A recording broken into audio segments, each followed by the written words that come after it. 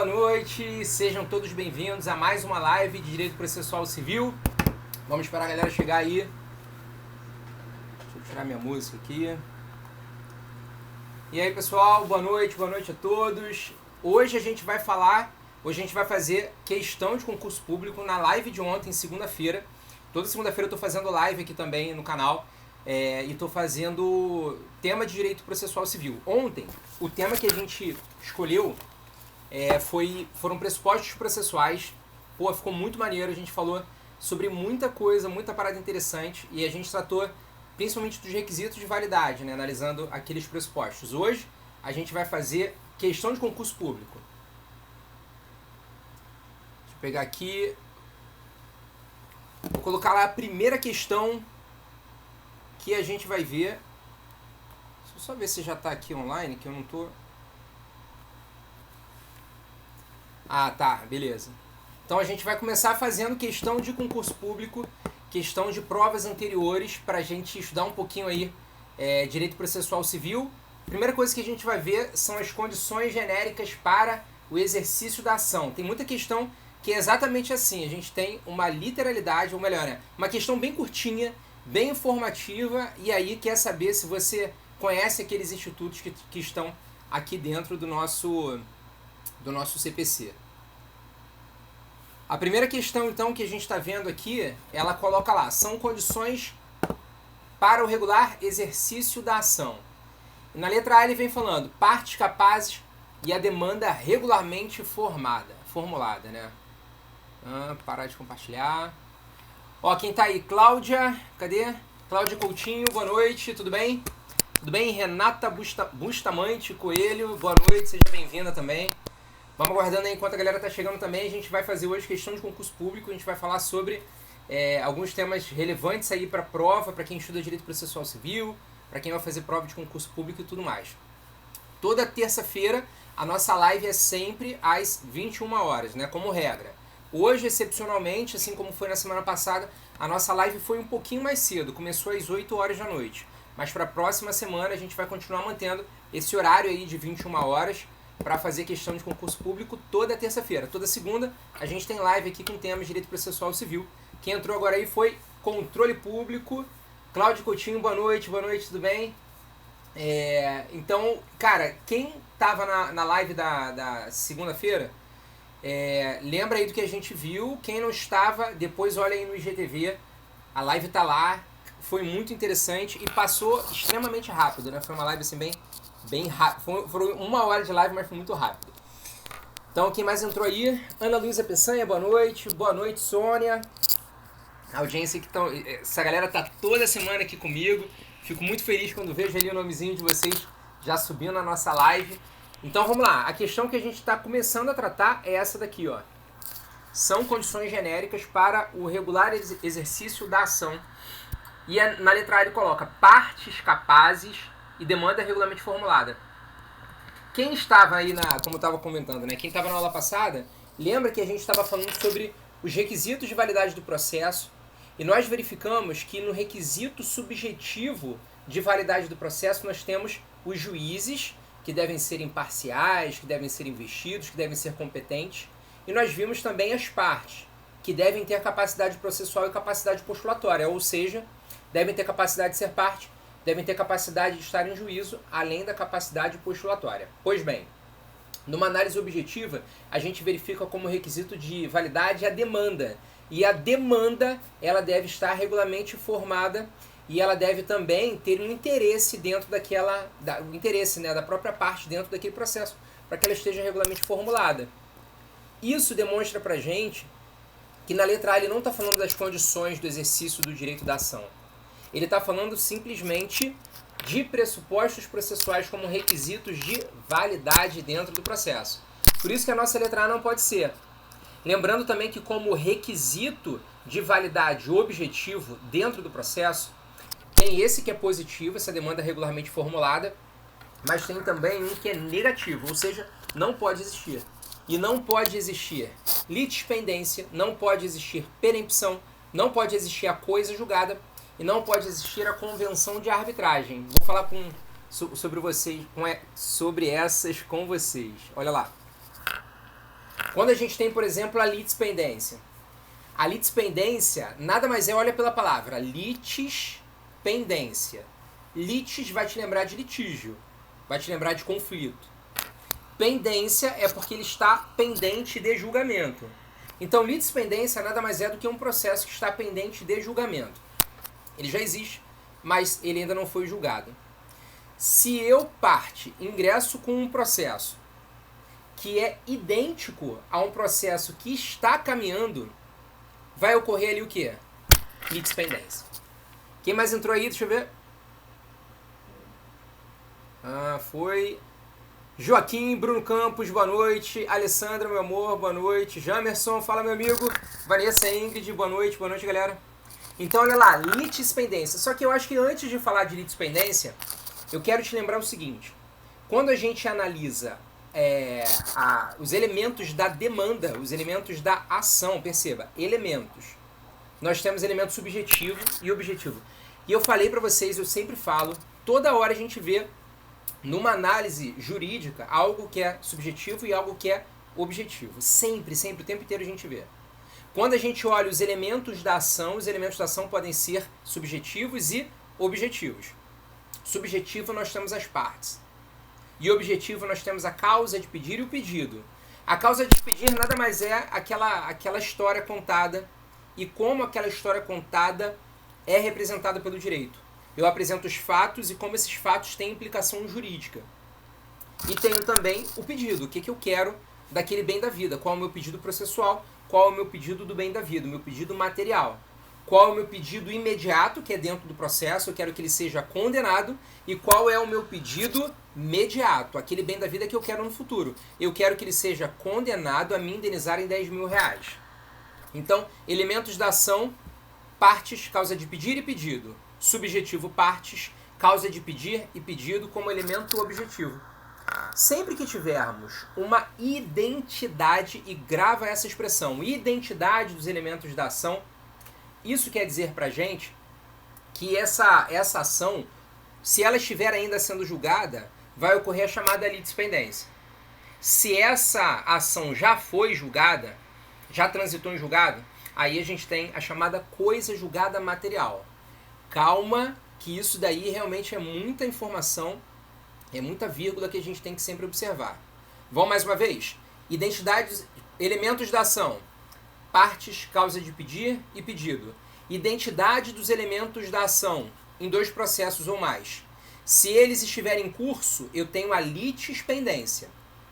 Se um deles já foi julgado, o seu mérito já foi analisado, o que eu tenho aqui? A coisa julgada material. Tanto a litispendência quanto a coisa julgada material são requisitos negativos de validade objetiva do processo. Se eles estiverem presentes, aquele processo não pode continuar. E o reflexo que nós temos de um processo onde existe litispendência ou existe a coisa julgada é a sua extinção. Só que é a sua extinção sem resolução do mérito. É uma sentença terminativa. É a sentença disposta lá no artigo 485 do nosso Código de Processo Civil. Viu como é que é maneiro? Se está correndo processo, identidade dos elementos da ação, litispendência. Se uma já foi julgada, coisa julgada material. Reflexo das duas, extinção do processo sem resolução do mérito. O primeiro processo que está pendente de julgamento, ele vai continuar sendo julgado. Se no meio do caminho vem um com identidade, esse segundo aqui ele vai ser extinto sem resolução do mérito. Se esse processo aqui ele já foi julgado e eu ingresso com o mesmo processo, contra a mesma parte, por conta da mesma causa de pedir, o que vai acontecer com esse processo? Ele vai seguir? Não. Ele vai ser também extinto sem resolução do mérito. Foi? Beleza. Quais são os outros requisitos de validade negativo do processo? Aqueles que não podem existir. Nós temos lá, portanto, a perempção e temos também a convenção de arbitragem. Vamos na convenção de arbitragem, que é um pouquinho mais tranquilo. Se nós tivermos um processo, onde antes do processo, na verdade, as partes decidiram por uma convenção de arbitragem, que elas não levariam aquele processo para ser discutido dentro do processo judicial, mas sim no processo arbitral, quando o juiz do Poder Judiciário pega aquela petição para analisar, ele vai falar, não posso analisar esse processo, por quê? Porque esse processo tem uma cláusula de convenção de arbitragem. Isso vai me levar também à extinção desse processo sem resolução do mérito, porque as próprias partes decidiram de maneira autônoma, de maneira independente, que aquele processo não iria para o Poder Judiciário e mesmo assim foi. Então, extinção por conta da cláusula de convenção de arbitragem. E por último, nós temos a preempção. O que é essa preempção? Preempção é quando o direito do autor, ou melhor, o autor, ele perde a possibilidade de manifestar o seu direito dentro de uma ação. Ele pode até apresentar em defesa, mas ele não pode mais apresentar como ação.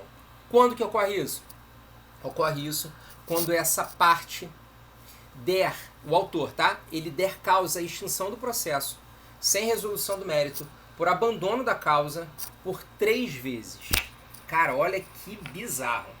Entro com o processo uma vez, o juiz manda eu me manifestar, eu não me manifesto, o juiz, olha, eu vou extinguir o processo sem resolução do mérito. Extingue o processo sem resolução do mérito. Aí um tempo depois eu falo, cara, vou entrar novamente com esse processo.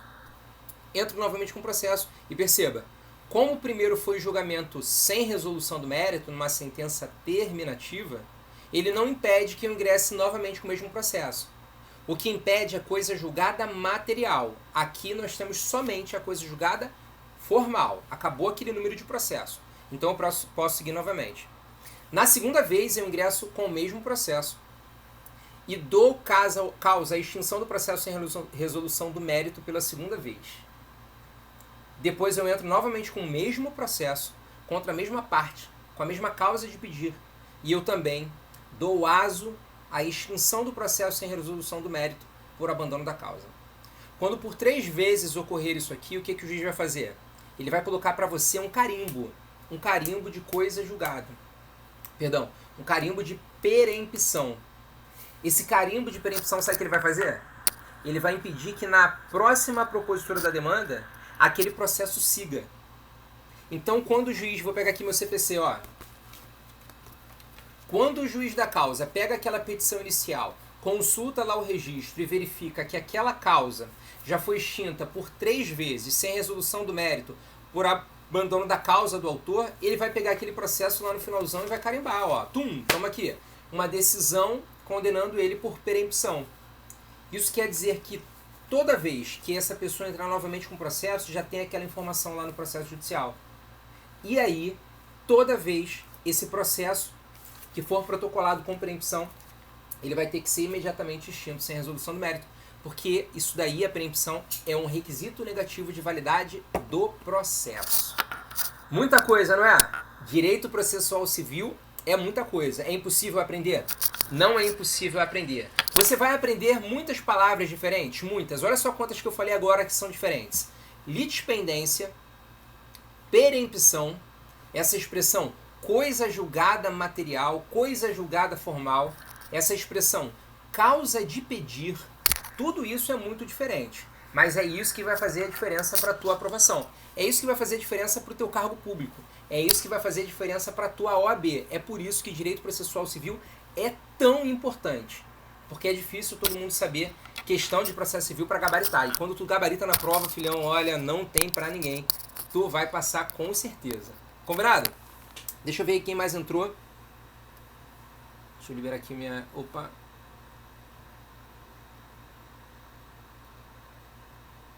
Não tô conseguindo liberar meu comentário. Pera aí. Ah, foi. Aro Vertical, boa noite Ingrid, Jadson, Pamela Guimarães, muito obrigado, meu amigo, mais uma vez, pela presença. Lívia, Lili, tudo bem, Lili, como vai? Vamos lá então, vamos lá para a nossa questão, para a gente conseguir encerrar ela.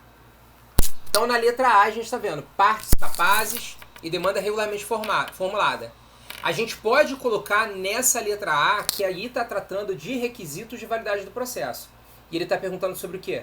Condições genéricas para o regular exercício da ação. Então, vamos passar que a letra A não é o gabarito. Vamos ver a letra B. Letra B, ele diz que condições genéricas para o regular exercício da ação é pedido e causa de pedir.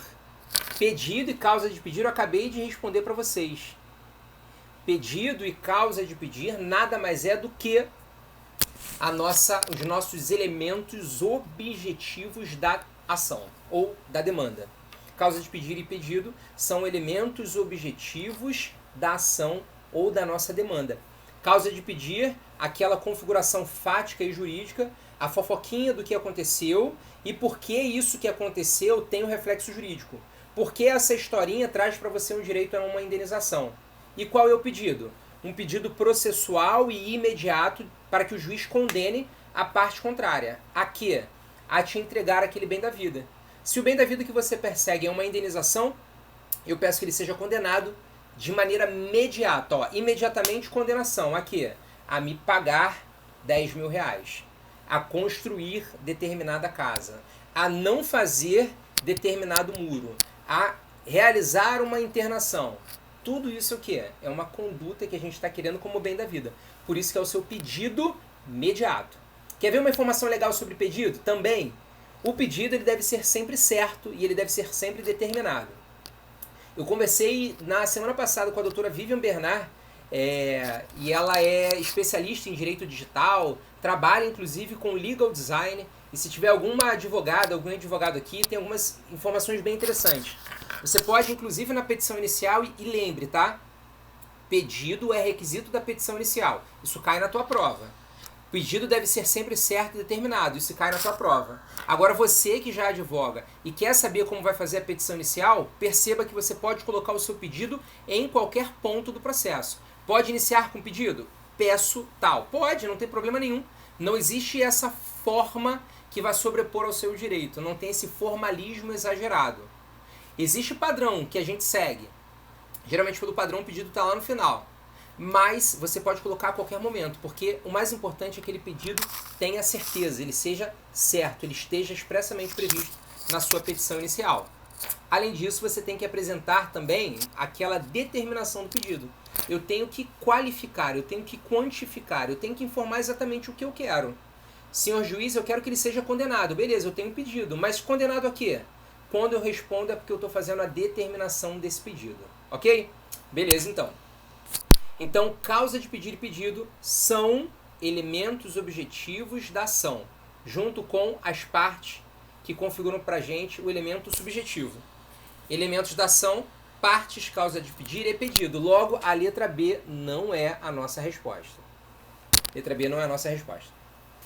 Na letra C ele está dizendo legitimidade ad causam e o interesse de agir. Ó, aí nós temos o quê? O nosso gabarito. Aí nós temos o nosso gabarito porque são consideradas condições genéricas para o exercício da ação o interesse e a legitimidade. Cuidado pelo seguinte, durante muito tempo, logo assim que foi publicada a norma, houve uma discussão dizendo, cara, a gente sempre estudou condições da ação, mas no CPC agora a gente não consegue mais enxergar esse nome, condições da ação. Mas se tu abre lá o artigo 17, deixa eu pegar. Ah, ele tá aqui vou pegar ele tá aqui. Ó. Para postular em juízo é necessário ter interesse e ter legitimidade. Inclusive a falta de interesse e legitimidade, que está aí no artigo 17, ele vai levar à extinção do processo sem resolução do mérito. Agora deixa eu pegar aqui no meu CPC, porque não está na sua tela. Deixa eu pegar aqui o 485. E aí você já pode até anotar no seu código e fazer essa remissão, tá? O artigo 17 com o artigo 485, inciso 6º. Ó, o juiz não resolverá o mérito quando verificar a ausência de legitimidade ou de interesse processual. Inclusive, são condições que o juiz pode conhecer de ofício, tá? Nem precisa de provocação da parte. Ah, professor, mas o que é o interesse e a legitimidade? São condições para o exercício da ação. Você ingressa com essa petição inicial e o juiz vai analisar aqueles fatos que você está apresentando para verificar a sua legitimidade e o seu interesse. A legitimidade é verificar se você pode ou não estar em juízo defendendo o seu próprio direito. Ah, professor, eu fiz certa vez uma prova e eles, lá na hora de realização da prova de concurso público, tinha uma etapa de exame físico e eles não observaram, né, a diferença de compleição física entre homens e mulheres, condicionamento fisiológico para fazer a prova. E aí colocou todo mundo lá na mesma régua. E aí muitas mulheres não passaram. Eu não consegui passar naquela prova e quero ingressar com processo contra isso.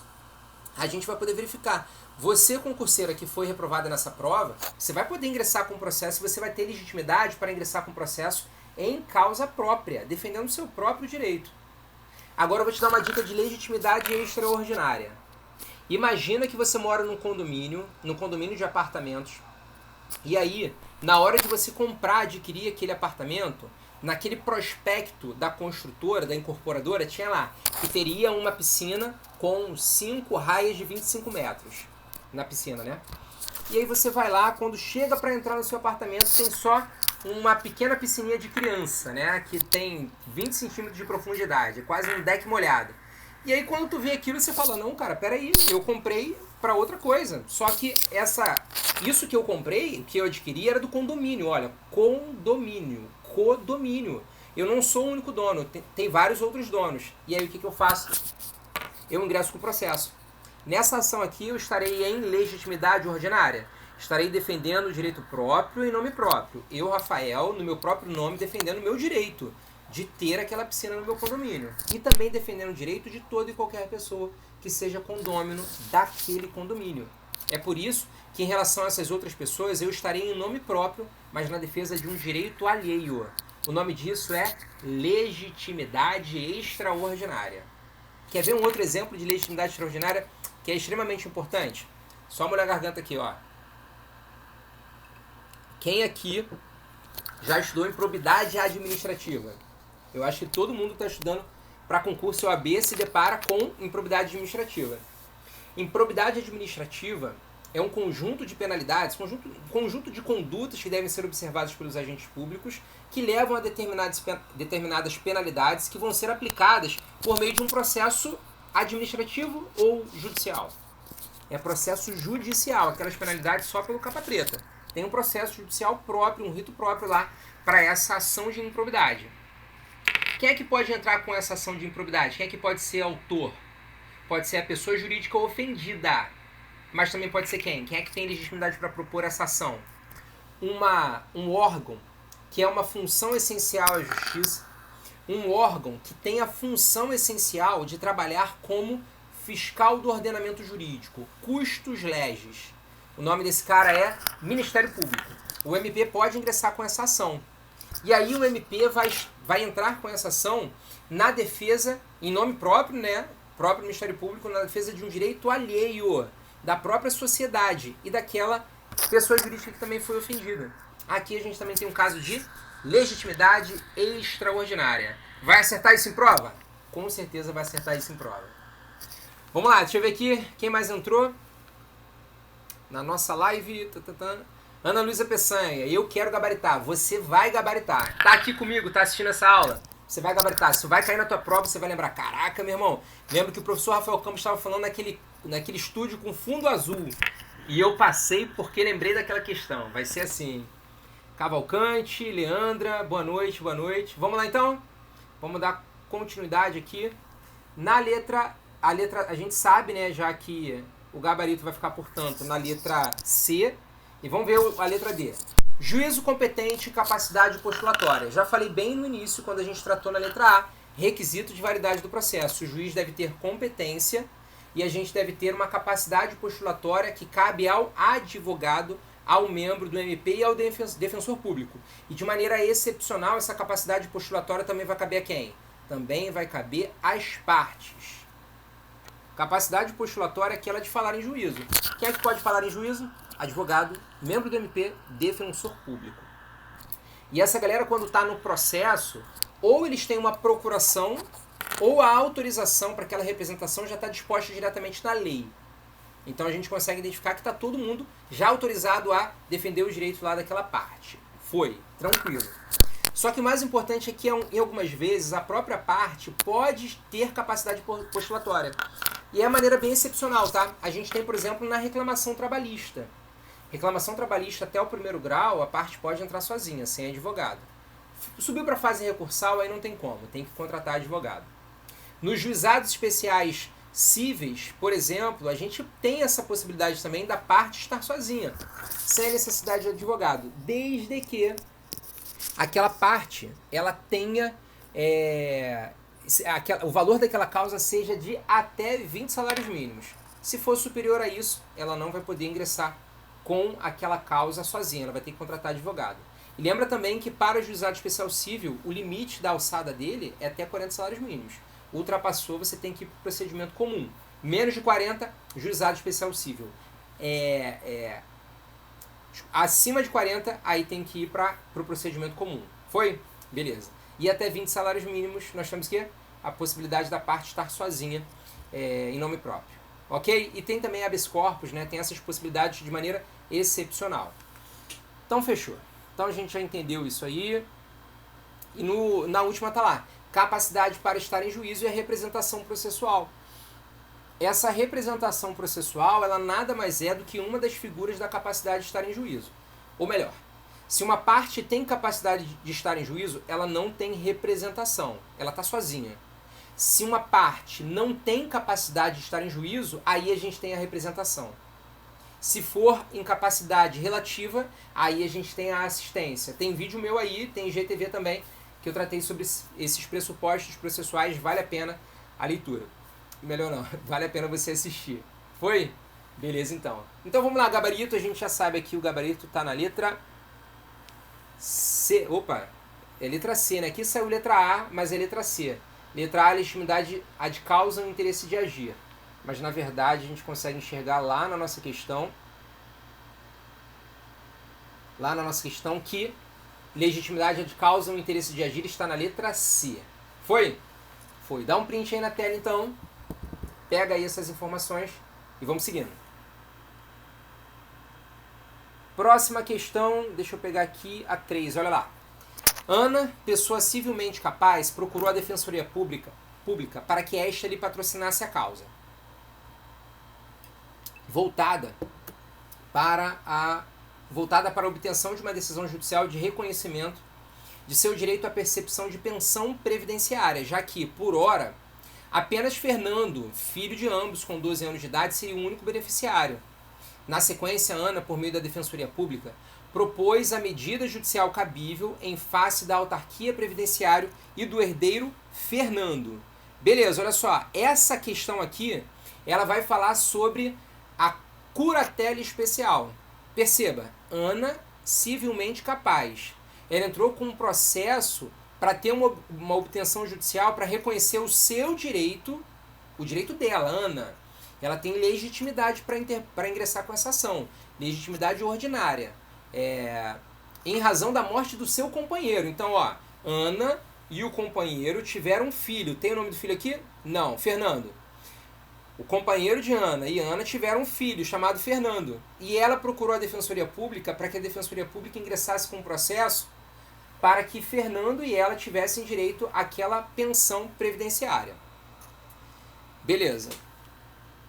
E aí ele começa a te perguntar, a banca começa a te perguntar, nesse cenário deverá o julgador nomear um curador especial ao segundo réu, tocando a Defensoria Pública tal munus. Primeira coisa, o que é munus? Munus é uma atividade de relevante interesse público. A atividade de relevante interesse público nesse caso é de quem? É da Defensoria Pública pela curatela especial. A gente sabe que essa informação vai estar lá no artigo 72 do Código de Processo Civil. A Defensoria Pública vai poder atuar como curatela especial, né, fazendo curadoria desse interesse de algumas pessoas. Por exemplo, pessoas incapazes e também de réu revel citado por hora certa, o por oficial de justiça por hora certa, ou réu revel citado por edital, que é a citação ficta. Aí a gente tem essas possibilidades de atuação da Defensoria Pública. É uma atividade de relevante interesse público, por isso é chamado de munus público. Aí olha só que maneiro. Ana e Fernando.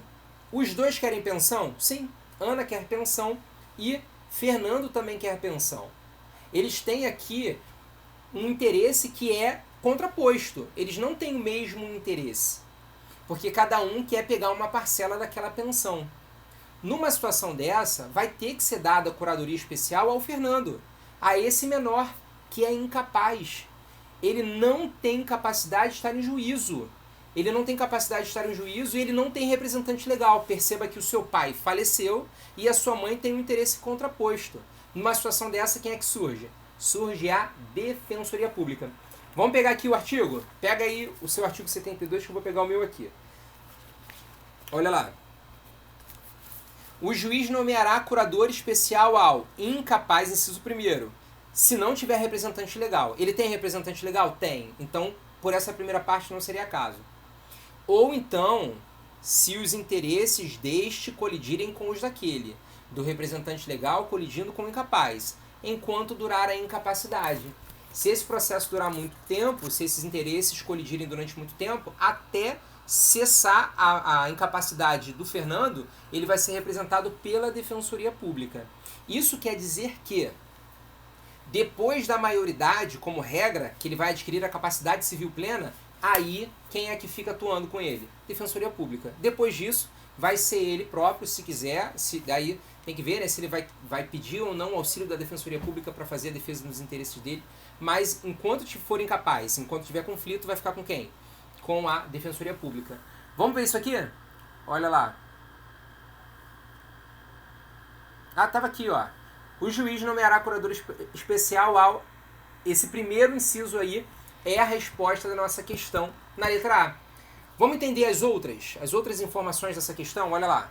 Deixa eu voltar então aqui uma telinha.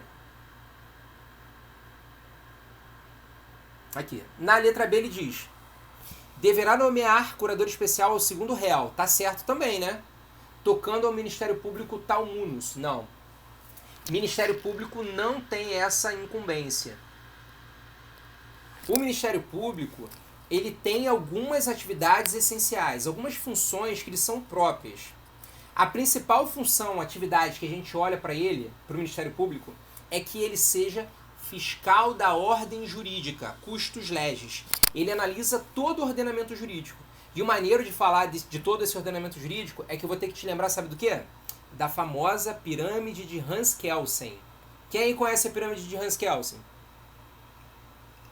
Coloca aí, solta o coraçãozinho aí pra gente ver se tu conhece pirâmide de Hans Kelsen.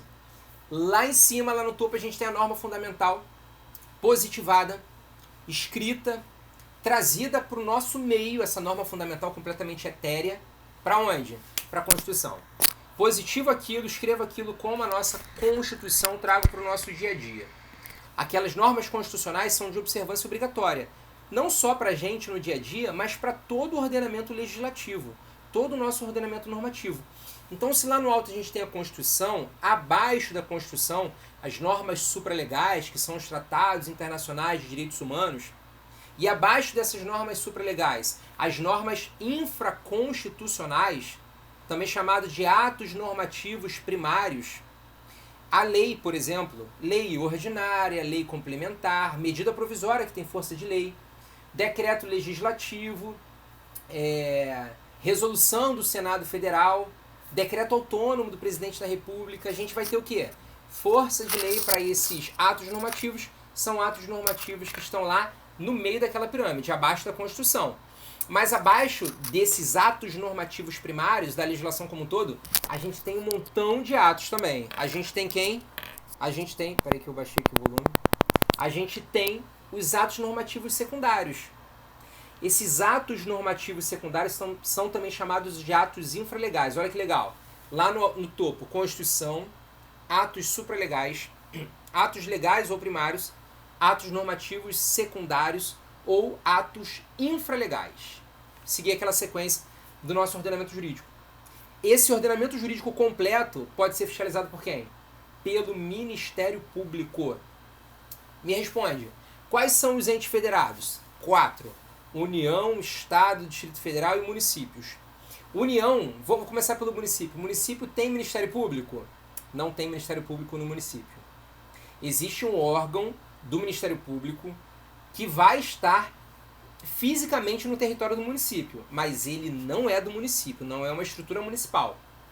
E o Distrito Federal, ele tem Ministério Público? Também não.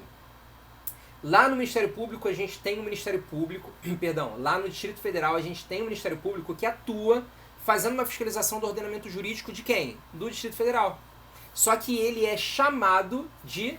Ele é um dos ramos, na verdade, do Ministério Público da União. Segura essa informação, daqui a pouco a gente volta. E lá nos estados, quem que nós temos? Nos estados nós temos o MPE. Ministério Público Estadual. Foi? E na União? Na União nós temos o Ministério Público da União. Ministério Público da União que tem ramos. Ministério Público Federal, Ministério Público do Trabalho, Ministério Público Militar e o Ministério Público do Distrito Federal e Territórios. Legal isso, né? Agora olha que informação maneira. Os tribunais de contas também têm competência para ter, junto à sua estrutura, o Ministério Público de Contas, que fiscaliza todo aquele ordenamento jurídico que é analisado, julgado e discutido pelo Tribunal de Contas. Então essa é a estrutura do nosso Ministério Público. Função principal, função que lhe é típica, função primordial, função de fiscalização do ordenamento jurídico.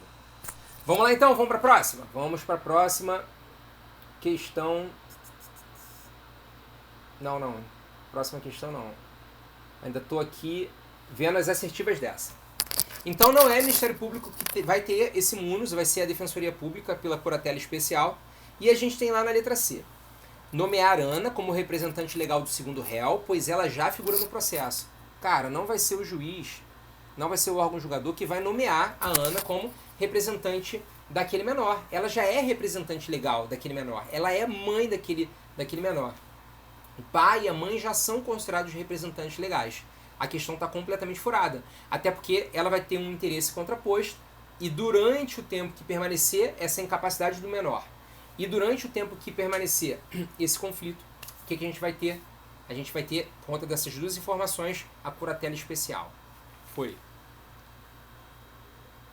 Na letra D ele diz, determinar o prosseguimento do processo sem nomeação do curador especial ao segundo réu. A gente viu que, obrigatoriamente pela lei, deve ter a nomeação da curatela especial. E na letra E, extinguir o processo em razão da ausência de capacidade processual do segundo réu. Lembra comigo. Por força do artigo 313 do CPC, que fala sobre suspensão do processo, e esse artigo 313, ele fala que, inclusive em outras hipóteses, se não aquelas que estão descritas, o juiz pode suspender o processo em determinadas situações. E aí quando você olha o artigo 76, você observa a hipótese de suspensão do processo. Pega aí o seu CPC.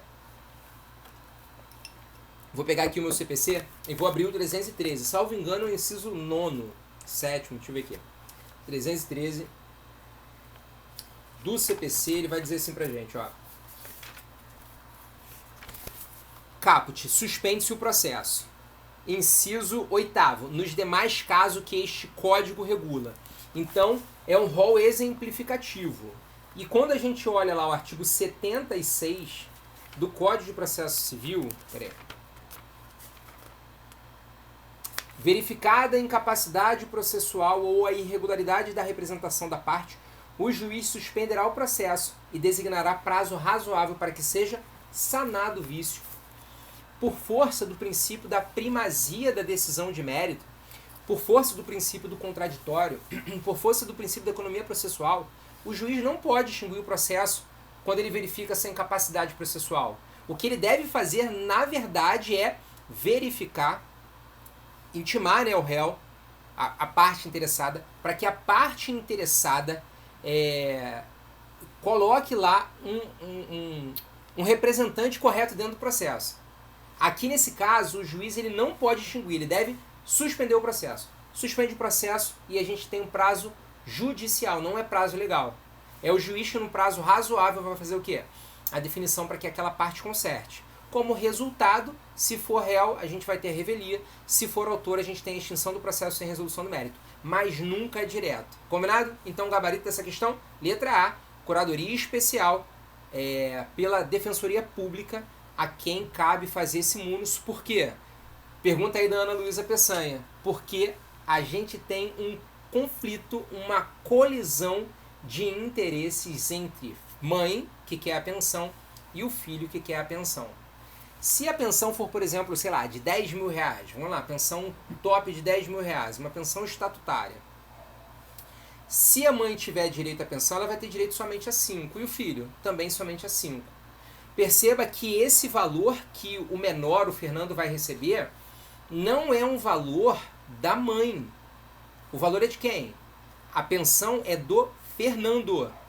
Cabe à mãe, como representante legal, gerir aquele patrimônio, responsabilizando-se, inclusive, por conta daquele patrimônio que ela está gerindo, que ela está fazendo aquela gestão. Então, por mais que exista um grande vínculo sentimental, um grande vínculo pessoal, psicológico entre mãe e filho, por mais que Ana seja a melhor mãe do mundo e queira ver somente os interesses daquele menor, para o direito existe uma colisão desses interesses. A colisão dos interesses surge aqui porque mãe e filho vão ter que rachar entre eles aquele valor que receberiam sozinho se eles estivessem sozinhos dentro daquele processo. Faz sentido isso? Pois é, gente, essa questão, na verdade essas questões aqui, eu peguei do último concurso da Defensoria Pública aqui, olha, do estado do Rio de Janeiro. E o mais legal, cara, é que essa questão para a Defensoria Pública é uma questão bem clássica. Porque perceba, tá falando da atuação de quem? Da Defensoria Pública. Tá verificando uma questão, um ponto que é até bastante difícil de você sozinho, ler aquele artigo e ter esse insight direto. É uma questão que não tem uma facilidade, ela tem essa certa dificuldade de você ter que fazer o quê? Observar que juridicamente, somente juridicamente, existe o conflito de interesses. Perdão. Existe o conflito de interesses entre mãe e filho, entre Ana e Fernando. Cara, eu acho maneiro assim, que quando você tá com um professor, quando você tá com uma professora, e eles te ensinam a observar a questão, aí tu fala, caraca, pior que é. Por mais que você até não concorde muito, você fala assim, caraca, faz sentido isso. Poderia ser sempre assim na hora da prova, né? Mas é na hora da prova que vocês vão fazer a questão e vocês vão se deparar com uma questão dessa e você vai falar, cara, o professor Rafael Campos falou pra mim que aqui no processo eu tenho que analisar a questão jurídica. Esse interesse jurídico sendo colidido entre mãe, entre filho, entre pai, entre filho, entre os incapazes e seus representantes legais, é aquilo que configura a possibilidade da atuação da curatela especial pela Defensoria Pública. Ok? Fez sentido então? Então vamos lá, vamos dar sequência. Deixa eu ver aqui. Próxima questão tá aqui. Ah lá. Segundo o vigente Código de Processo Civil, o juiz proferirá as sentenças no prazo de 30 dias, bem como poderá nas causas que dispensem a fase instrutória, independente da citação do réu, julgar liminarmente improcedente o pedido, se verificar desde logo a ocorrência de prescrição ou de decadência. Olha que maneiro, só nessa questão ele está falando de dois institutos. Ele está falando, olha, dos prazos que nós temos para o juiz proferir os seus atos jurisdicionais.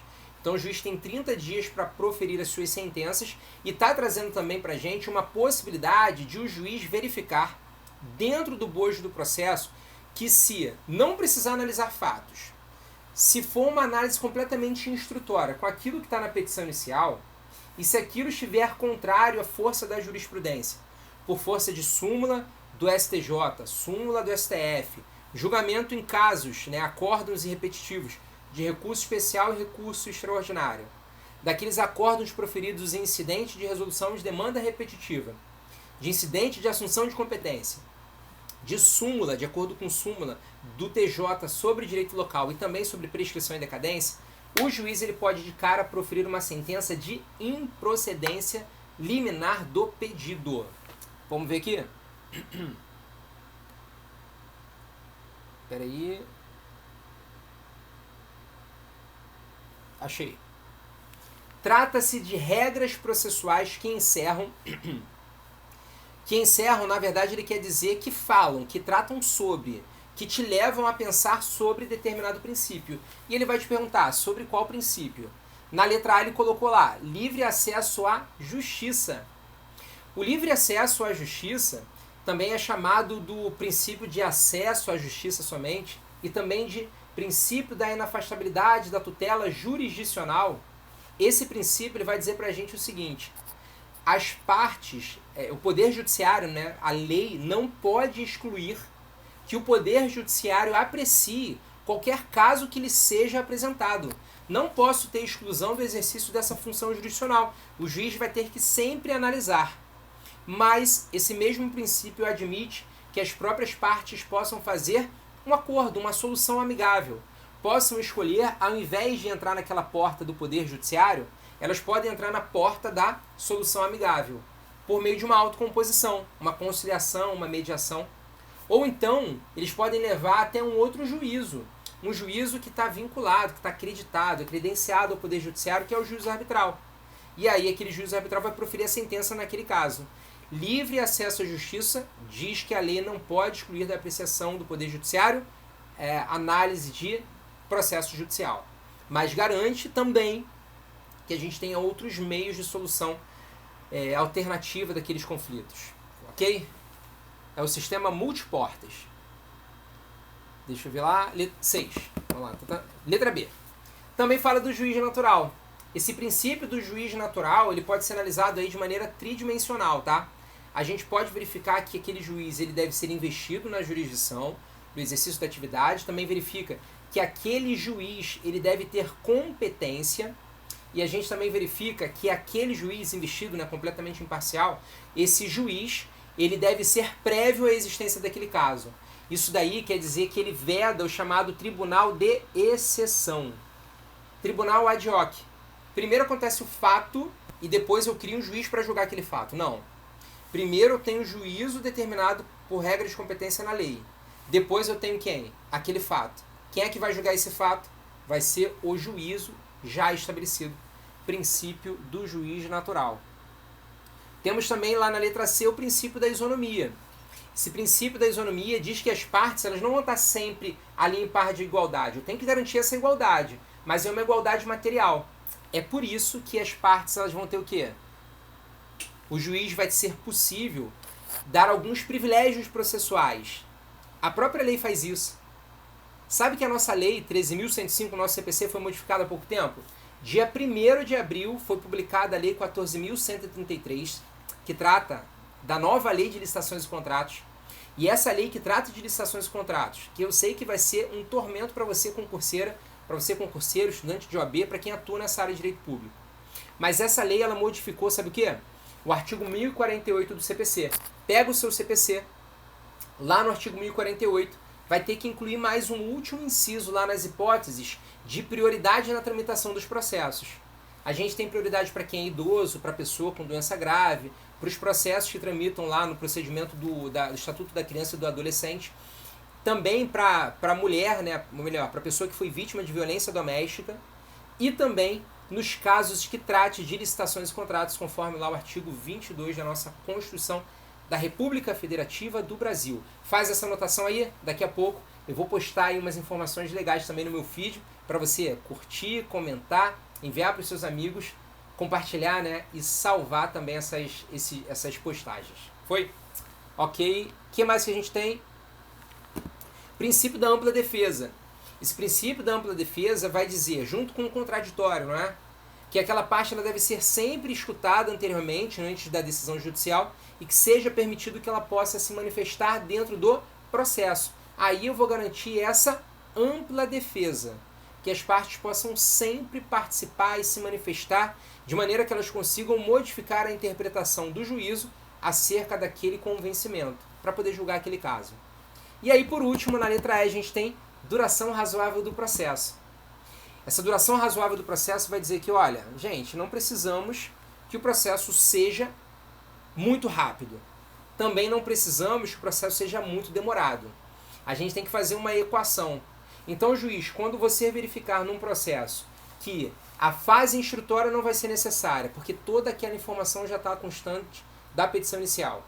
E se você verifica que do direito alegado pelo autor, pela parte autora, existe prescrição ou decadência, você de cara já está autorizado a fazer o quê? A extinguir o processo com resolução do mérito, julgando de maneira liminar, sem ouvir o réu.